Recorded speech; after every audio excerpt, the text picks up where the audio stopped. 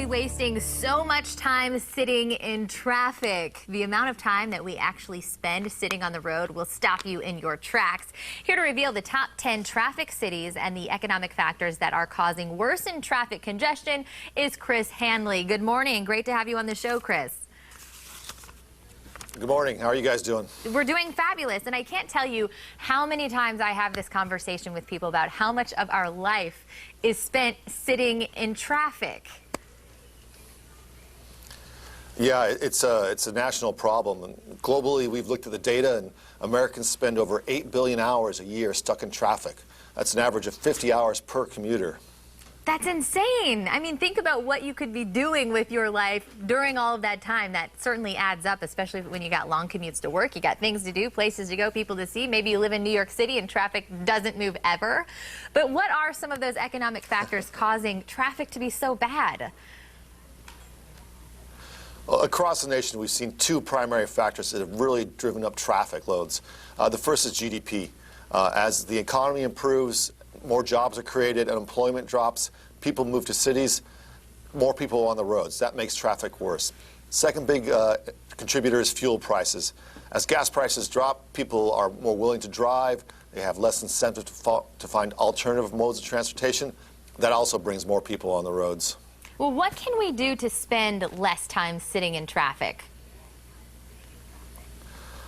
Unfortunately, in the short term, there's not a lot you can do. One of the most effective tools that you do have is using a traffic app. Inrix has one of the best out there. Use that app every day, even on your commute, and have a look and see if there's something unexpected that's happened. Has there been an accident? Is there weather delays, or is there construction? Understanding that before you set out can be the biggest difference. Beyond that, it's some of the old methods, looking at alternative modes of transportation, buses, rail, cycling, pedestrian, or flexible working hours. In the short term, that's really the only options that commuters have, though. Is there anything, from a local perspective that maybe DOTs can do to help with the congestion of traffic in each individual area? Yeah, there's a lot of work going on in that space, and most DOTs and cities are spending considerable amounts to try to improve traffic. And really, that's one of the reasons we issued this scorecard, was to put a benchmark out there, to put the data out there so we know what good looks like, so that not just the cities know about it, but the commuters also understand what their city looks like.